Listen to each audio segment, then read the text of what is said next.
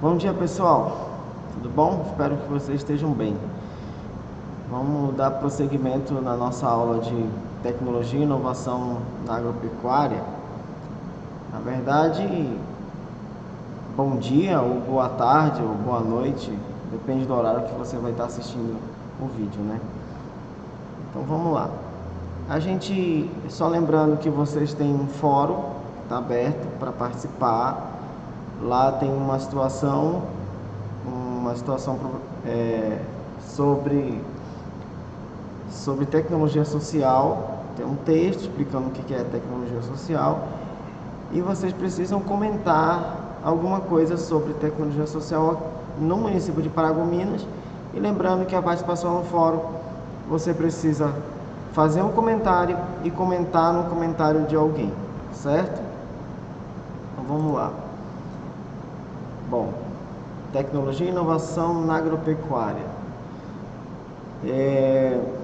Como a gente já havia conversado um pouco, falar de inovação é falar de desafio, porque não é fácil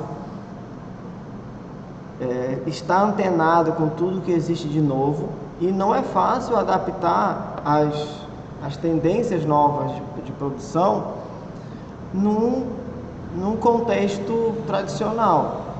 Então, a gente vai observar que existe um desafio muito grande de adequar as propriedades rurais para um contexto de inovação tecnológica. E a gente vai ver também que, por outro lado, quando a gente fala de inovação, às vezes a gente fala em tecnologia de ponta, em agricultura 4.0, em mecanismos extremamente complexos e que não necessariamente precisa ser altamente complexo, né? Inovação tecnológica pode ser algo simples, como eu falei ainda agora, uma tecnologia social. Pode ser uma forma de inovação. Tudo aquilo que vai trazer melhorias na qualidade da produção, que envolva tecnologias, que envolva processos tecnológicos, sejam eles simples ou mais sofisticados, eu posso entender como inovação tecnológica. Então, como no material de vocês diz, esse tema vai abordar a possibilidade de emprego de algumas tecnologias. É o caso, como exemplo, da agricultura de precisão, que nós vamos falar mais adiante, que é uma grande ferramenta de inovação hoje na agropecuária, né? Na agricultura e na pecuária. E ao final desse tema, espera-se que vocês desenvolvam as seguintes competências: entender como enfrentar desafios e buscar soluções para problemas com criatividade e inovação. Então a criatividade, ela é o coração da inovação. Sem criatividade, dificilmente se consegue inovação. Reconhecer a importância da agricultura de precisão nesse contexto de inovação para a agricultura e para a pecuária. Conhecer meios institucionais de fomento, desenvolvimento de tecnologia e inovação. Nós vamos ver onde que eu posso achar formas de inovação de tecnologias. Quais são as instituições? Compreender o valor do planejamento e da gestão como atividades essenciais para o desenvolvimento sustentável do negócio rural. Então, nós vamos ver que o planejamento ele é uma ferramenta também fundamental. Não adianta eu ter uma tecnologia e não saber aplicar e não saber planejar o uso dessa tecnologia. Entender a importância de identificar tendências de mercados e adequar os processos de produção a essas mudanças. Ou seja, tecnologia também tem a ver com estar antenado com o que o mercado quer.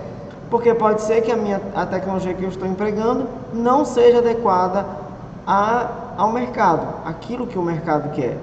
Obviamente que o produtor, ele precisa estar antenado no mercado.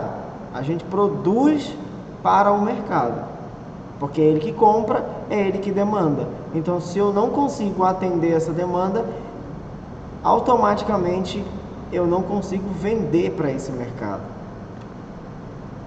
Então, vamos dar prosseguimento. Conhecendo a estratégia e inovação para superar desafios no meio rural. Como eu comecei falando, nós temos um desafio muito grande nessa área da inovação. E Uma das formas de vencer esse desafio, ou esses desafios, é através da informação. Nós vivemos hoje no mundo da informação. É impressionante. Eu vi um comentário no livro do Augusto Cury que diz que uma criança de 7 anos hoje detém mais informação do que o imperador César Augusto lá, né, nos primeiros séculos. Só para você ter uma ideia. Por quê? Porque a internet, principalmente, facilita a informação. Hoje, se você quiser saber de qualquer coisa, você abre a internet, coloca lá nas plataformas de pesquisas, né? Principalmente no Google, e você vai pesquisar o que você quiser. Você vai ter vídeos, você vai ter tutoriais, enfim. Se você é uma pessoa autodidata, você vai conseguir aprender só com a ajuda desses tutoriais. Então a busca pela informação é algo que move as pessoas o tempo todo. Nós somos seres que estamos atrás de informação. O problema é a gente saber filtrar essas informações e canalizar essas informações para um objetivo comum, para um objetivo específico, no caso da pecuária, da agricultura, de trazer benefícios para esse setor. A gente gasta muito tempo, na verdade, com o celular. Se você for na configuração do seu celular e vai ver o uso de aplicativos, você vai se surpreender o tempo que você gasta com Facebook, WhatsApp, Instagram e outros aplicativos mais. Então, por que não usar esse tempo para fazer pesquisas que nos direcionem, que aguçem a nossa criatividade, que aguçem a nossa formação de forma geral? Então, o ser humano é garimpeiro nato de informação. Porém, também a gente tem que observar que hoje a gente vive num mundo cheio de fake news, cheio de informações inadequadas. Por isso é importante a gente saber onde procurar. Nós vamos falar daqui a pouco sobre as instituições que são referência em pesquisa, em tecnologia. Então, saber onde procurar, saber filtrar as informações. Porque às vezes até vídeos são forjados com fake news, com informações inadequadas, pessoas falando de coisas que não conhecem, né? Hoje em dia todo mundo pode pegar uma câmera e sair falando um monte de abobrinha e dizer que é doutor, que é isso, ou então fazer um áudio, dizer que é engenheiro, que é não sei o que, e ninguém saber de fato da formação dessa pessoa. Então vamos ficar atentos só para essa questão, filtrar essas informações. Então, como fazer uso de novas tecnologias? Para fazer uso de novas tecnologias, um ponto fundamental é você conhecer bem o seu negócio e o mercado no qual está inserido. Ou seja, eu só vou conseguir usar bem uma tecnologia se eu fizer uma ligação direta dessa tecnologia com o que eu estou usando. Por quê? Porque não adianta eu dizer que eu tenho uma tecnologia e que não cabe para aquilo que eu estou usando. Então eu preciso procurar conhecer de fato qual é o meu mercado, quem é que eu vou atender, eu vou vender para quem, né? E aí a gente parte, na verdade, de um diagnóstico. Quais são as minhas potencialidades, quais são as minhas dificuldades, quais são os gargalos que eu tenho, que a minha atividade enfrenta. A partir disso, eu vou começar a pensar quais são as ferramentas que eu vou usar para melhorar esse meu processo de produção, inserindo novas tecnologias. A percepção dos gargalos do processo produtivo permite que medidas pontuais possam ser tomadas de forma precisa e às vezes simples. Como eu falei ainda há pouco, eu não preciso de algo muito complexo para dizer que é tecnologia, que é inovação tecnológica. Vejam, inovação tecnológica, ele remete a algo novo. Eu vou inventar algo novo, ou vou readaptar algo que já existe para a minha realidade. Mas a tecnologia em si, eu posso usar tecnologias até tecnologias milenares. Isso vai depender de quê? Vai depender do contexto de onde eu estou trabalhando. Porque às vezes a pessoa diz assim, eu preciso de um trator, eu preciso informatizar a minha produção, mas às vezes um animal de carga já serviria no processo de produção. Eu não estou falando que você vai ter que, vou retroceder e tal. Não, é analisar o panorama da situação. Analisar as ferramentas que a gente pode usar. Né? Porque tecnologia é o uso adequado de uma técnica. Então, eu posso usar uma técnica de forma adequada, dentro das minhas necessidades, dentro do meu potencial. Então, como fazer uso de novas tecnologias? Aqui a gente tem um exemplo. Sabe-se que durante a aplicação de agrotóxico é necessário fazer o abastecimento do tanque do pulverizador. Esse abastecimento será realizado com mais frequência se o volume de calda aplicado for elevado ou se a capacidade do tanque do pulverizador for pequena. Isso tanto para avião quanto para pulverizador terrestre. Se o abastecimento for demorado, a eficiência de campo da operação será afetada e será demandado mais tempo para realizar o controle das pragas, doenças e plantas daninhas, podendo comprometer seriamente a produtividade da lavoura. Nós temos duas questões aqui. Primeiro, você está vendo aqui o uso de avião na aplicação de defensivos agrícolas. Essa é uma tecnologia que tem ganhado cada vez mais força hoje, principalmente na produção de grãos, né, na agricultura mais avançada. Porém, ela tem prós e contras, é uma tecnologia fantástica, mas que tem limitações para algumas áreas, por exemplo. Então, eu posso dizer assim, eu quero fazer a minha pulverização com avião porque é melhor, porque isso, porque aquilo, mas pode ser que não seja a melhor solução para a minha situação. Então, eu tenho que pensar, mas é o top de linha é fazer pulverização via aérea, via avião e tudo mais. É o top de linha, mas é o ideal para a minha realidade? E vejam, aqui a gente está vendo uma situação, um problema dentro da pulverização. Isso tanto faz se é na aviação, se é via terrestre. Aqui está dizendo o seguinte: se o tanque for pequeno ou se a cauda for muito grande, se a cauda demandar de um volume grande, eu vou precisar fazer vários abastecimentos. E esses abastecimentos, eles vão demandar tempo. Isso vai diminuir a minha eficiência. Então aqui seria trabalhar com caudas com volumes menores, certo? E com uma capacidade de tanque adequado para aquela aplicação. Porque vejam bem, a aplicação aérea ela é top, mas ela demanda de um custo muito elevado. Então tudo tem que se pagar. É isso que é o ponto-chave na tecnologia. Quando é que eu uso uma tecnologia? Quando é que a tecnologia é viável? Quando ela se paga. Ora, se não se paga, então é melhor não usar. Ou pelo menos preparar o terreno, preparar a estrutura para que futuramente eu possa usar. Então o produtor não pode dar o passo maior do que a perna. Não pode, como dizem, né, colocar a carroça na frente dos bois. Tem que ir se preparando com as tecnologias. Não adianta eu tentar incrementar uma tecnologia nova, revolucionária, se eu não tenho domínio nem do que eu estou usando. Então é preciso a gente sentar, ter informação, se capacitar dentro de uma tecnologia para dominar.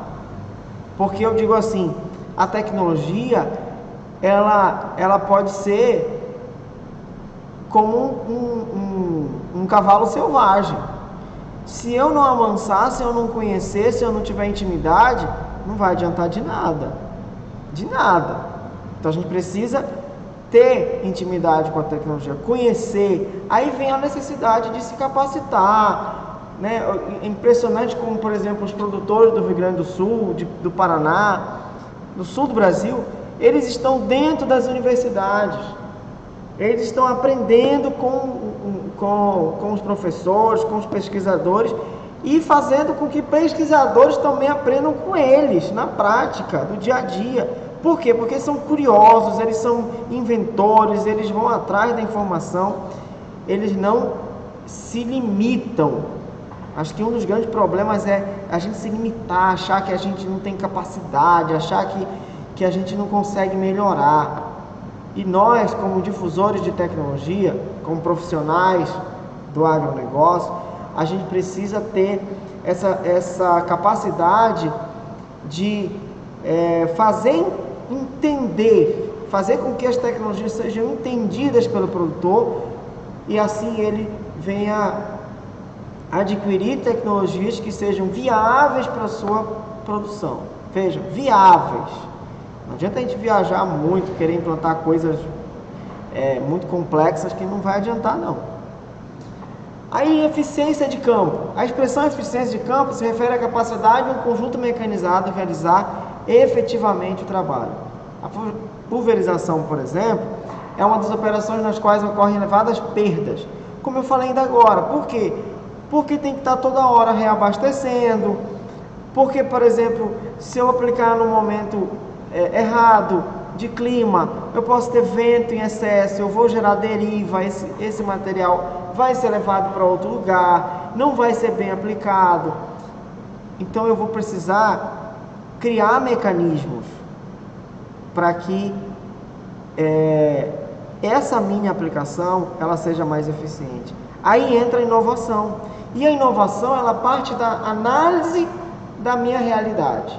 Quando eu, com um olhar crítico, eu começo a analisar a minha realidade, começo a criar cenários. E se eu fizesse assim?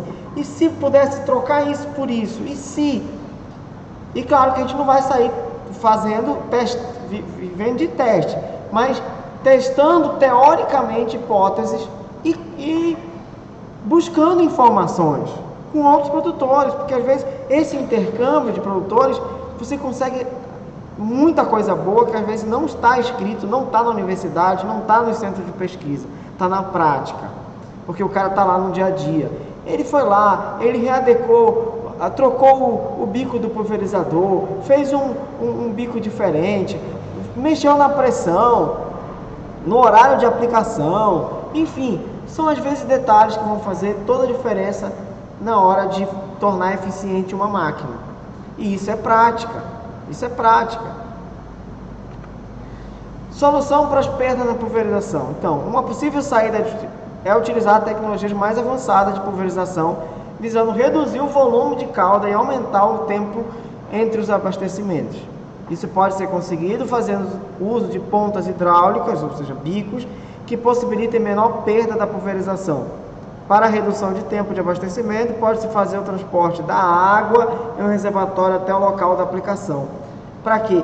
Para não ter que o trator ou pulverizador voltar no ponto de apoio para abastecer de novo, fazer a mistura da calda e depois voltar para aplicar. Então, olha só, se eu tiver à disposição um tanque que acompanhe esse pulverizador com uma bomba para ligar ali de maneira acionado até na tomada de potência, eu consigo facilmente abastecer sem perder tempo de voltar lá no ponto de apoio para poder fazer a calda. Então veja, isso aqui na verdade está relacionado até com planejamento, porque na hora que eu vou executar uma tarefa, eu preciso ter em mente todos os passos que eu vou ter que fazer para que a tarefa seja bem feita. É um checklist. Eu vou pulverizar, eu sei que eu vou precisar de água, de um tanque de água para acompanhar. Eu sei que eu vou precisar das quantidades de materiais adequados para que eu faça a calda. Enfim, vejam, tudo vai depender de um bom planejamento e da experiência, do dia a dia. Vou testando soluções que às vezes foram testadas por outros produtores. Pode ser que não seja a minha realidade, pode ser que não seja adequado para mim, mas de repente tem alguma situação que é parecida com o que eu estou vivendo e que alguém já passou, e que alguém já viveu e que conseguiu achar uma saída que vai servir para mim. Resumindo, assim é possível notar duas formas de tecnologias que foram empregadas para resolver o problema. Primeiro, a introdução de um produto novo, que foi a ponta hidráulica, né? Trocar o bico, como eu falei. E dois, a alteração no processo de pulverização, que foi o transporte de água para próximo do pulverizador. Nesse segundo caso, não foi preciso o uso de tecnologia avançada e tudo mais, foi procedimento, foi uma inovação, né? Na verdade já se fazem isso, né? Na prática já faz isso, mas infelizmente algumas pessoas não fazem, acabam tendo problema. Importante, para isso, além de entender o conceito, é preciso conhecer os tipos de inovações que podem ser utilizadas. Ou seja, eu preciso, como eu falei ainda agora, entender da prática da tecnologia, como é que ela funciona, ter domínio, senão ela vai me dominar. Alguém já disse que aquilo que eu não domino vai exercer domínio sobre mim. Então, não adianta eu ter uma tecnologia que eu não domino, aí eu vou ter problema com ela.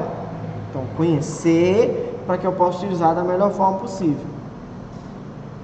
Aí a gente tem uma série de tipos de inovação, né? Começando aqui com inovação de produto. O que é a inovação de produto? Ocorre quando a empresa desenvolve um novo produto ou realiza alterações em certo produto já disponível. Aqui a gente tem vários exemplos de produtos. Eu trouxe aqui um melhoramento genético feito em planta de soja e de milho, por exemplo. Né? No nosso lado esquerdo aqui a gente tem a soja intacta RR Pro. Aqui eu tenho duas tecnologias novas aplicadas na soja. Né? Soja e milho são duas culturas que são altamente tecnificadas ao longo do tempo. Né? Avançaram muito em tecnologia e melhoramento genético que a gente tem hoje.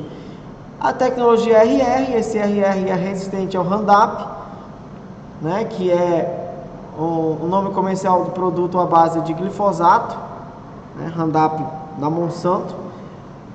Então, como é que funciona essa tecnologia? Eles observaram que uma determinada planta, quando ela era pulverizada com o Roundup, ela não morria. Porque o Roundup é um herbicida, ou seja, para matar a planta. Ela não morria. Então começaram a estudar essa planta e mapearam o gene dela. E descobriram qual era o gene que era capaz, que era responsável por esse processo. O que eles fizeram? Isolaram esse gene e colocaram na soja. Então hoje a soja é resistente, vejam. Ela tem resistência ao Roundup. Então eu posso aplicar o herbicida, vai matar o mato e ela vai continuar viva. A outra tecnologia intacta é com relação a inseto, principalmente lagarta. Vejam, existem hoje várias formas de controle. Uma forma de controle é o controle biológico. Existem alguns vírus, bactérias que colonizam algumas lagartas e causam problemas intestinais nessas lagartas. Então, observando isso, o que fizeram? Pegaram esses micro-organismos, mapearam o DNA, o gene, isolaram esse gene que causa esse problema e colocaram na soja. Aí o que acontece? Quando a lagarta vem comer a soja, ela não consegue processar uma determinada proteína. Então, ela tem complicações no trato digestivo. Essas complicações, elas podem levar à morte. Então, a lagarta vem, começa a comer e aí ela começa a passar mal. Algumas morrem. O que acontece? Ela foge. Porque ela está vendo que aquilo não é bom para ela. Então, por observação, as outras também fogem. Aí eu preciso de uma área de refúgio e tudo mais. Assim, são desdobramentos da tecnologia. Mas o que isso traz de bom? Traz de bom que eu vou diminuir a quantidade de aplicação de inseticida nessa área. Por quê? Porque a planta é resistente à lagarta. No caso aqui do lado do milho, a gente tem, por exemplo, aqui um panorama histórico da evolução do milho, né? O teozinto, que é o ancestral, que tinha várias espigas pequenininhas, pouquíssimos grãos.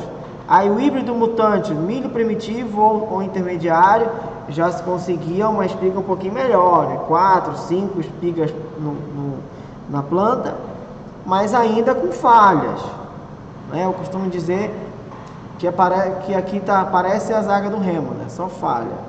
Desculpa aí, pessoal, eu tive que falar. E aqui no final um milho híbrido, que é o que a gente tem hoje, né? Alta produção, alta produtividade. Então, o que foi isso?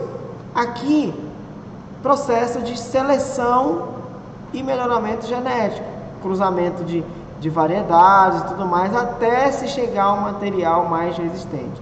Se bem que também no milho, o milho também tem tecnologia RR, tecnologia intacta.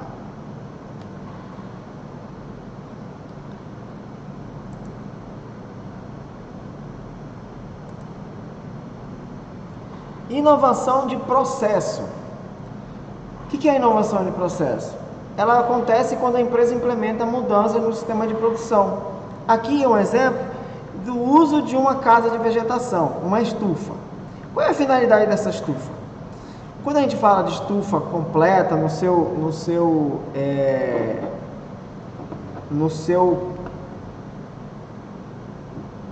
como é que eu posso dizer? No conjunto completo da coisa, as estufas elas têm controle de temperatura, controle de umidade e tudo mais. Mas eu posso ter uma estufa mais simples, sem controle de temperatura e de umidade. Qual é a vantagem de uma casa de vegetação dessa? Eu tenho controle do ambiente interno. Aqui dentro, as plantas estão protegidas. Vejam, eu tenho uma tela antiofídica, ou seja, que não passa nada de praga e de doença. Tem um controle de entrada. Então lá dentro, teoricamente, eu não preciso pulverizar. Ou seja, eu vou diminuir os impactos do ambiente externo na minha cultura. Ah, mas é muito caro a produção assim. Não é para todas as atividades. É verdade, não é para todas as atividades, porque tem que se pagar. Hoje em dia, por exemplo, as atividades de flores usam muito esse sistema. Produção de tomate, produção de melão, em alguns locais, os melões mais finos, vamos dizer assim, né? Mais, como diz um amigo meu, mais chique, eles podem ser produzidos assim. Aí o que eu tenho que pensar? Se esse processo se paga, porque existem tecnologias que podem ser usadas. Muitas tecnologias, por exemplo, uma outra tecnologia é o uso de mulch, que é um plástico que você coloca nos canteiros lá da horta para evitar o crescimento do mato. Ele tem um furinho lá para você plantar o alface e tudo mais, e você evita a proliferação do mato, a capina, o uso de herbicida e tudo mais, e o cansaço, né? A mão de obra também para fazer isso. Então é uma inovação de processo. Inovação de marketing. Aqui eu vou trabalhar com o marketing em cima do produto ou da empresa.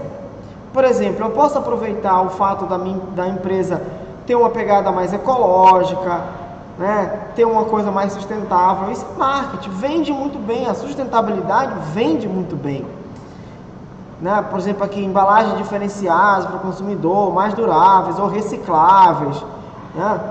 Porque o consumidor ele compra com os olhos primeiro.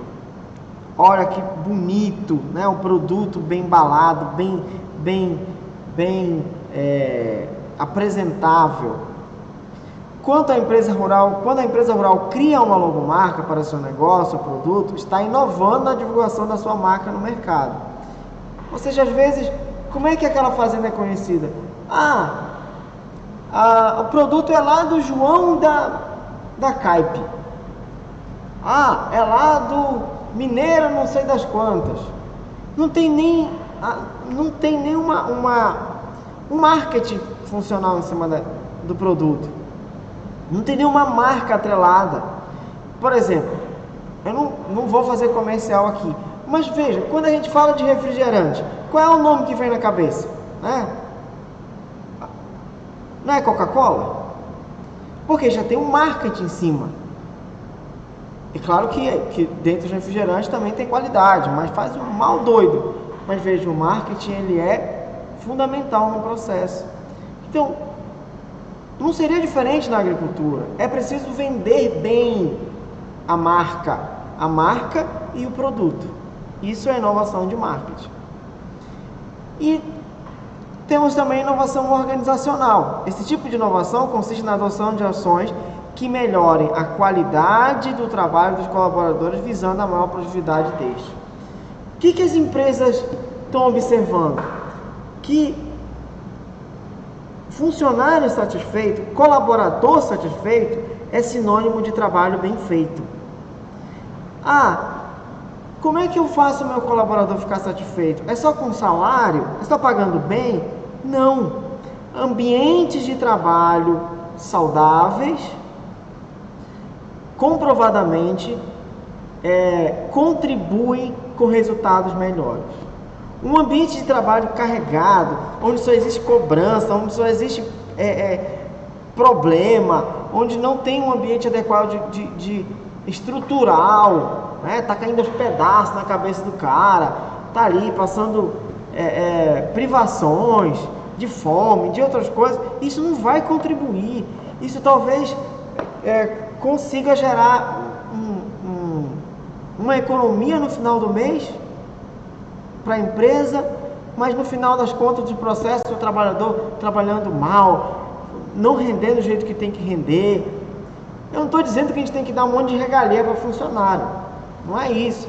Mas a gente pegar os novos processos de gestão hoje, só para você ter uma ideia, na Google, eles têm salas de jogos. O cara é pago por rendimento, então ninguém está lá, olha, vai trabalhar, olha, volta lá para o teu computador, olha, tem que fazer, porque ele tem meta. Ele tem meta para fazer, no final do dia ele tem tantas coisas para fazer, então ele divide o tempo dele. Então, na hora que ele está estressado, cansado, ele sai, vai jogar uma partida de bilhar, sai, vai espairecer, tomar um café, enfim, volta para o trabalho renovado. Então é isso que é inovação organizacional, você ter controle e também controle dos processos, porque lugar bagunçado, ninguém sabe de nada, ninguém sabe onde deixa as coisas, é ferramenta tudo jogada, ninguém vai trabalhar num dia, ninguém sabe se caminhão está carregado, se trator está abastecido. Bom, isso gera problemas seríssimos. Então é organizar, fazer a coisa bem feita.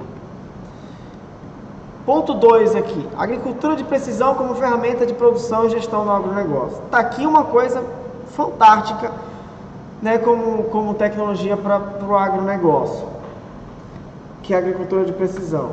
Então, o que é a agricultura de precisão? É um conjunto de tecnologias avançadas capazes de realizar o gerenciamento da variabilidade espacial e temporal do uso do solo. Como vantagem, tem-se o melhor uso dos recursos de produção e menor impacto ambiental. A agricultura de precisão começou a ser empregada no Brasil na década de 80, veja, é recente, e teve grande ascensão nos últimos 10 anos, de 2010 para cá, avançou significativamente. Ela melhora a qualidade das operações, reduzindo falhas no plantio ou nas aplicações defensivas, corretivos e fertilizantes, realizando aplicações de quantitativos diversos em diferentes áreas do plantio. Bom, o que é na prática a agricultura de precisão? Eu vou ter os princípios básicos dela para a gente entender. Primeiro, análise do solo, para a busca das causas da variabilidade na produtividade. O que é feito hoje? Se faz 2, 3 análises de solo numa área gigantesca e aí você tem uma média dessa fertilidade desse solo. Vamos supor que a sua área seja extremamente heterogênea.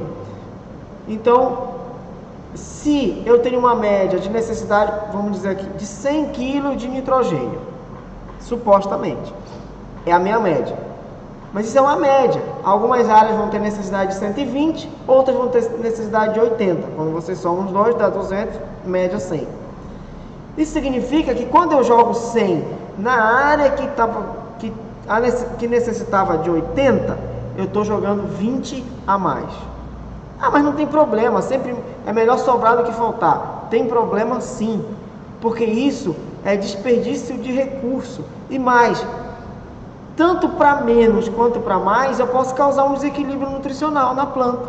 O nitrogênio, por exemplo, é muito comum a gente ver distúrbios nutricionais na planta por conta do excesso ou da falta, principalmente da falta do nitrogênio. Então não é só a falta que causa problema, o excesso também faz falta. Aliás, causa problemas, né? Então, na área que precisava de 120, eu joguei 100. Ou seja, eu não consegui fazer com que essa área rendesse o potencial que ela tem. Então, o primeiro ponto é fazer um mapeamento mais detalhado do solo, identificando os lotes, vamos dizer assim, né? As áreas com maior potencial de produção, menor potencial de produção, para que a correção seja, como diz aqui no item 2, a taxa variável, ou seja, específica para cada local. Plantio direcionado, taxas variáveis. Eu vou plantar plantar variedades melhores em áreas melhores. Eu vou adubar mais em quem precisa mais, adubar menos em quem precisa menos, e adubar na medida correta. Porque hoje, com a ajuda da tecnologia, as plantadeiras adubadeiras, elas já conseguem, através do mapa de solo, elas conseguem jogar a quantidade exata para aquela área. Ou seja, aquilo que está acusando no mapa, ela já aumenta a quantidade e diminui a quantidade automaticamente. Acompanhamento de campo para monitoramento das possíveis causas da variabilidade. Colheita com monitoramento da produtividade, ou seja, eu consigo identificar na hora da colheita quanto aquele talhão está colhendo. 50 sacos, 60 sacos, 55 sacos, enfim. Aí eu vou saber quem está me rendendo mais. Se foi eficiente a minha aplicação de adubo e calcário lá atrás, se rendeu o que era esperado. Geração de mapa de produtividade com histórico comparativo, ou seja, eu consigo entender 2011, 2012, 2013, como foi a minha produção ao longo do tempo. E assim eu consigo gerenciar melhor a minha produção, porque eu estou sendo mais específico, não genérico. O fundamento da agricultura de precisão é sair do genérico e ir para o específico. Aqui, né, exatamente aquilo que eu mostrei ainda há pouco. Operalização da agricultura de precisão. Aplicação a taxas variadas requerem várias tecnologias embarcadas nos tratores e equipamentos utilizados. A forma mais comum de se relacionar essa operação é quando o trator possui um central de comando ligado ao GPS, equipada com um programa que recebe um mapa georreferenciado. Aqui eu tenho um central de comando. Veja, eu preciso ter um mecanismo que gerencie isso. Então, eu criei um mapa via satélite e tudo mais, um mapa de solo que está casado com as imagens via satélite, e esse sistema consegue identificar. No processo, na prática, no campo, seja a plantadeira, seja a colheitadeira, o pulverizador ou outra atividade qualquer, ela vai ser direcionada. O operador, ele acaba sendo um coadjuvante algumas vezes, porque ele está ali dentro para dar o suporte, né? Algumas máquinas conseguem já até operar controle remoto. Elas vão no alinhamento correto. Antigamente, tinha umas barras laterais aqui na plantadeira, com um marcador no solo. Aí quando ia passar do lado, tinha que ir certinho em cima da barra. Ou seja, plantava em cima da outra linha, plantava mais distante. Tinha uma perda muito grande, perca muito grande. Hoje a gente consegue fazer os plantios bem alinhados. Por quê? Com a ajuda do GPS. O GPS hoje é uma coisa que é comum. Foi inventado para guerra lá atrás, para localização. O GPS não é o aparelho em si, é o sistema, porque é o sistema de posicionamento global, né? Global Position System, né, em inglês, que consiste de vários satélites posicionados na órbita terrestre que ficam dando informação em tempo real, né, para os receptores. A localização do trator sobre a área normalmente é feita pelo sistema de navegação por satélite, e o mais conhecido é o satélite de posicionamento global, o GPS, mas existem outros como o GLONASS e o Galileu, de uso pouco difundido no Brasil. Você vê que hoje alguns aparelhos receptores já conseguem pegar esses sinais, tanto do GPS quanto do GLONASS ou do Galileu. Né? O GLONASS é da Rússia e o GPS é americano. O Galileu, não sei, eu acho que é da China. Pode ser, né? Os chineses também têm tecnologia. Então, quanto mais sinais de GPS eu pego, mais preciso vai ser a minha localização. Tanto é, por exemplo, que esse GPS que tem no celular, quando você manda a sua localização, às vezes você está lá no quarto, lá na sala da sua casa, e a localização cai na rua de trás. Por quê? Porque ele tem um erro de 10 metros, 15 metros, depende. O GPS de alta precisão, ele tem erro até, os mais precisos têm erros de meio milímetro, ou seja, não tem nada de erro. Eu consigo fazer, o erro na verdade vai ser de alguma imperfeição do caminhar da máquina, né? O solo que não está bem alinhado, o solo que não foi bem planado, vamos dizer assim.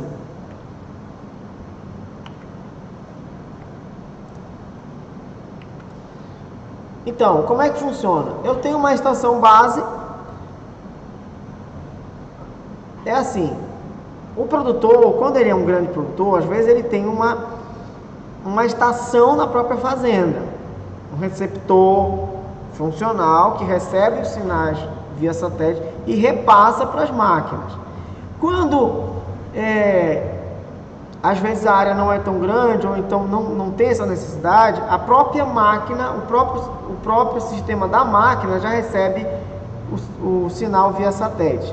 E claro, você precisa, para usar, você precisa pagar, né, uma franquia, uma liberação de uso, para ter acesso aos melhores sinais, né, para mais precisão. No celular você não paga, mas a precisão também é 10 metros. Para navegação normal, tá bom, mas para um plantio não tá bom. Preciso de uma coisa mais certinha, senão vou ter sombreamento ou falha na hora de plantar. Benefícios: aumento da capacidade operacional, ou seja, eu posso trabalhar 24 horas porque ele é guiado pelo GPS. Acompanhamento detalhado da operação, porque eu consigo ter mapas, relatórios bem detalhados de tudo. Precisão do direcionamento, independente da experiência do operador, ou seja, vai numa direção certinha. Medida precisa das áreas para cálculo dos custos de aplicação de insumos, ou seja, eu sei quanto que eu gastei em cada talhão e quanto rendeu cada talhão. Medida precisa das áreas, o sistema se comunica com a máquina, ou seja, o computador de bordo. Em alguns casos, por exemplo, de pulverização, existem sensores que vão detectar a presença de plantas daninhas, né? E quando ela detecta, ela abre o pulverizador e faz a aplicação. Então,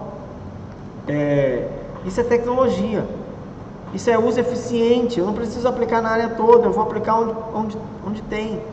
Praticamente elimina pisoteio, falha de sobreposição durante as aplicações. Ou seja, quando eu falo pisoteio, superposição, né? Aplicar em cima de onde já foi aplicado, plantar em cima de onde foi plantado. Trabalho noturno e com pouca visibilidade também são possíveis, porque ela vai pelo GPS.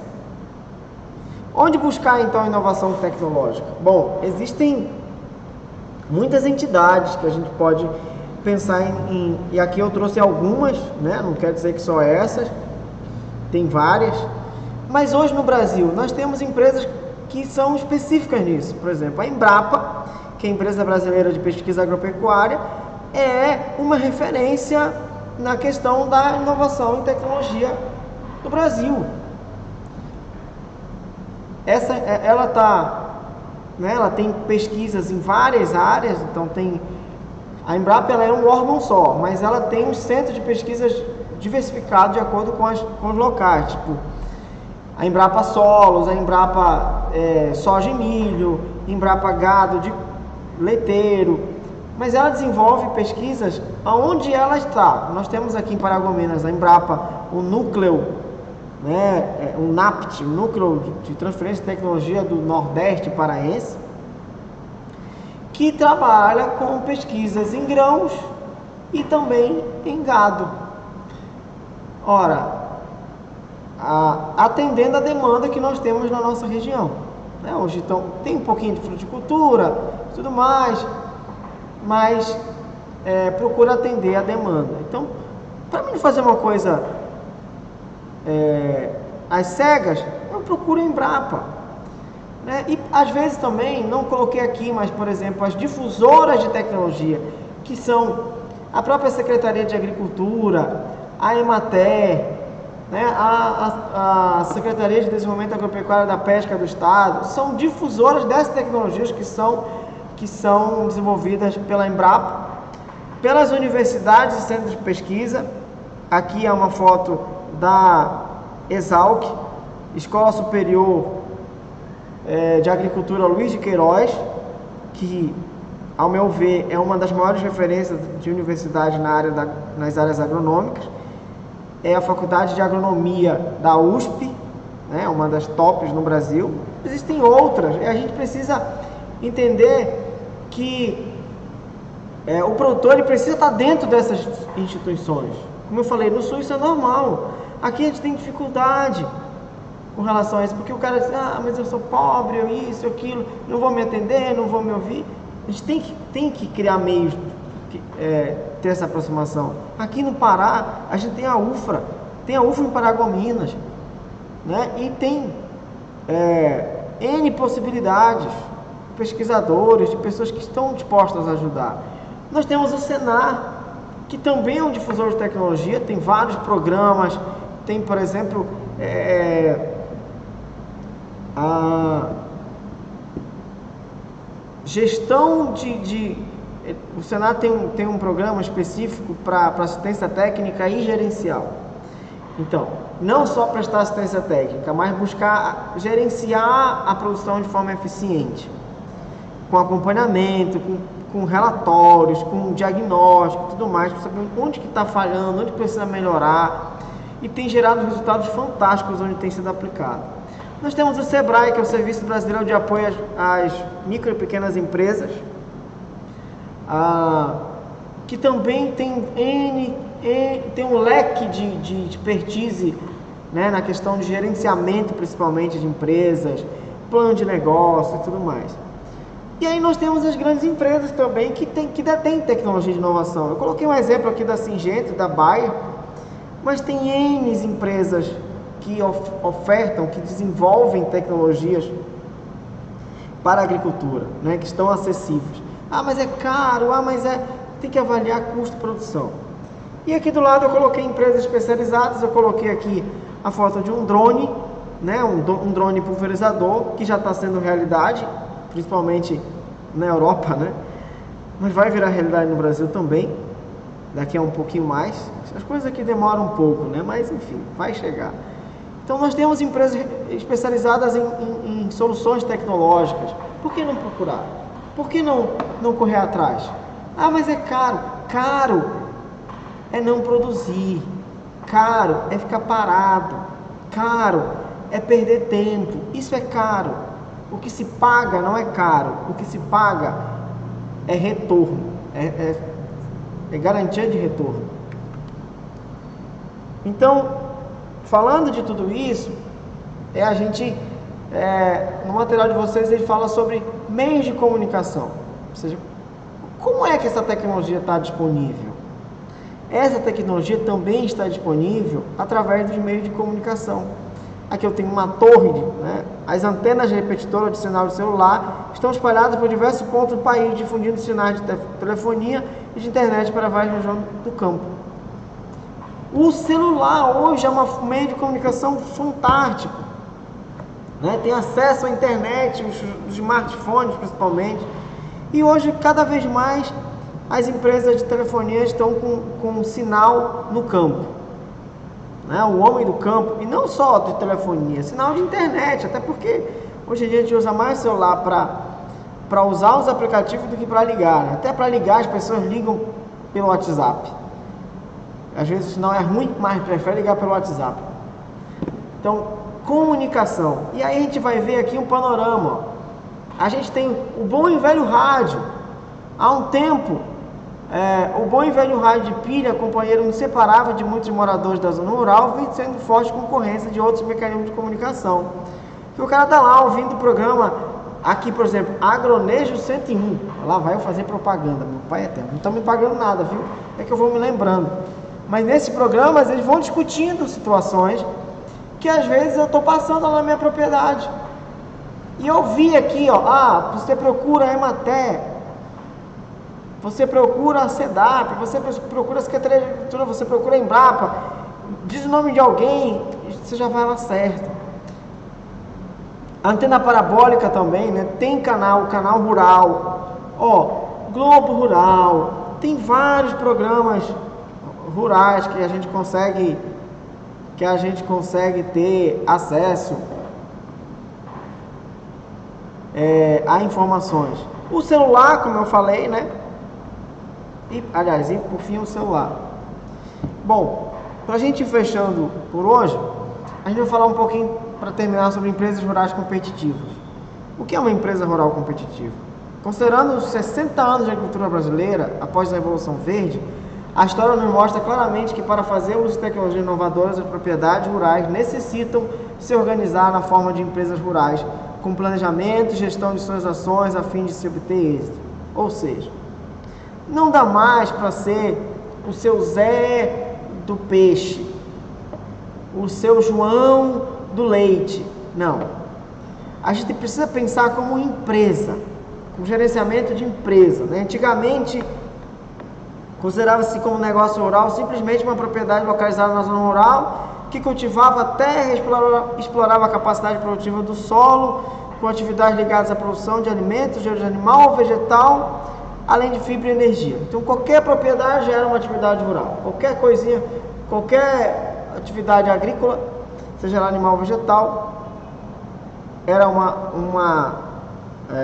um negócio rural. Hoje, o negócio rural deve se transformar em empresa rural, no sentido de utilização de modernas técnicas de gestão para ampliar a eficiência, rentabilidade, a competitividade, precisando estar atenado ao gerenciamento interno de suas atividades e à comercialização de seus produtos. Ou seja, não dá mais para fazer coisa de qualquer jeito.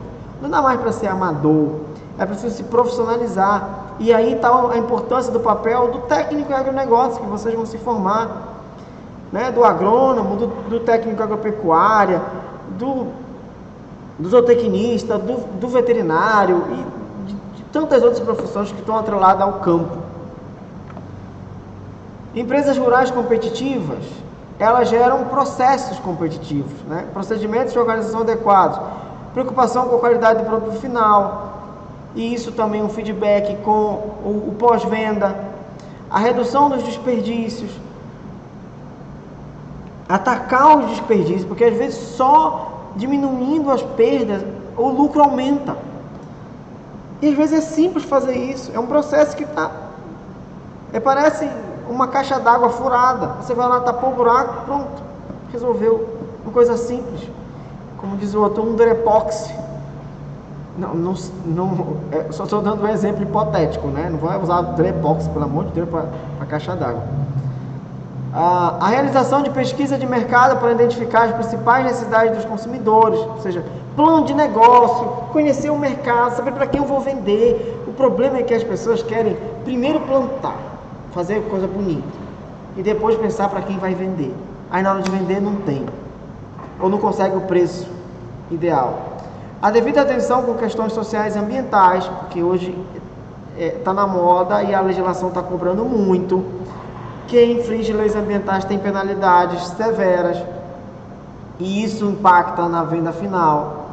As principais características que definem uma empresa rural competitiva são organização administrativa, aquilo que eu falei lá, né, na questão da inovação organizacional, percepção de mercado através do estudo de mercado, do perfil do mercado, o que o mercado quer, qualificação de mão de obra, que é uma coisa difícil hoje em dia, a gente tem uma dificuldade enorme de mão de obra, mas às vezes é melhor formar a mão de obra, investir na mão de obra, fazer qualificação, é isso que as grandes empresas estão fazendo. Mas eu posso perder. Veja, você cria mecanismos para manter o cara bom na sua propriedade. O produtor vai ter que criar mecanismo para manter, né? E aí vem toda aquela questão que a gente já falou, de gestão organizacional, de ambiente saudável e tudo mais. O bom, ele vai ser procurado, o bom profissional, ele vai ser procurado. Então, eu vou ter que pagar o preço que ele vale. Capacidade para inovar e tomar decisões. Principal característica, né? Saber tomar decisões certas, no tempo certo, da forma adequada. Essas decisões, elas têm níveis, né? O nível estratégico, o nível tático e o nível operacional. O nível estratégico, né? O nível mais macro, parte de gerência, né? São aquelas que remetem a ações que percutirão na empresa a longo prazo. Elas procuram manter a empresa sempre atenta às mudanças de mercado e às demandas na sociedade. Vamos pensar aqui, uma visão de futuro de longo, médio e curto prazo. Então, estratégico, longo prazo, tático, médio prazo e operacional, curto prazo. Decisões táticas referem-se às questões sobre emprego e decisões estratégicas, ou seja, objetivam viabilizar decisões futuras e necessitam de maior aprofundamento em estudos nas questões pontuais sobre o negócio. Por exemplo, buscar mão de obra local qualificada ou localizar terrenos adequados na região onde deseja estabelecer a empresa. Coisa mais rápida, né? Mais pontual. E aqui as decisões operacionais administrativas são mais pontuais ainda, mais rápidas. Diz respeito à realização de atividades específicas que garantem a eficiência e eficácia do processo produtivo. Entre as decisões pode citar a quantidade e qualidade da matéria-prima que deverá ser comprada ou estocada, além da definição de deveres e direitos dos colaboradores. Então vejam só. Estratégico, eu estou falando em diretoria. Tática, eu estou falando em coordenações, eu estou falando em setores. E operacionais, eu estou falando do que faz acontecer. Eu estou falando de quem bota a mão na massa para fazer, né? Aqui dos encarregados, vamos dizer assim. E por fim, como a inovação e a tecnologia tornam a empresa rural competitiva? Veja, o mercado é quem define isso. O mercado é cada vez mais exigente. Então, se eu não tenho a tecnologia para ofertar, por vezes eu vou ficar para trás. Eu falei ainda agora, o mercado compra com os olhos as coisas, com os olhos.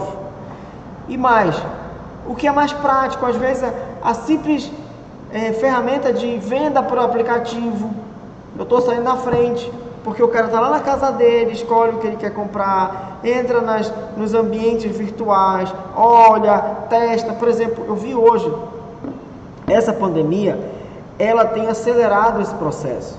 Eu, por exemplo, vi uma empresa de óculos, o cliente, ele olha para a câmera, eles no site, ele escaneia o rosto do cliente, coloca lá e testa os óculos. Então você consegue se ver com óculos que melhor se adequam ao seu rosto. Isso é inovação tecnológica. Por que tinha que ser diferente na agricultura, né? Um ambiente, um aplicativo que eu possa entrar, olhar o produto, saber de onde veio, acompanhar, entregar lá na minha casa, pago no aplicativo, pago na hora de receber. Isso é inovação tecnológica, né? E mais, menos desperdício, mais eficiência no controle de processo e lucro no final. Porque no final das contas, o que importa de fato é quanto está rendendo. Não importa se o negócio é bonito ou não. Se não está rendendo, se está sendo só bonito, não está rendendo, vai quebrar. vai quebrar. Então é ser eficiente, a palavra é eficiência, certo? Eu espero que vocês tenham entendido e eu espero que as dúvidas que ficarem, vocês entrem em contato, manda mensagem, pergunta, lembrando sempre, tudo dentro do ambiente virtual, porque a gente precisa comprovar, né, a nossa atuação. Então, por enquanto é só. Tenham um bom dia, uma boa tarde ou boa noite, dependendo do horário que vocês vão visualizar, certo? Até a próxima e bons estudos!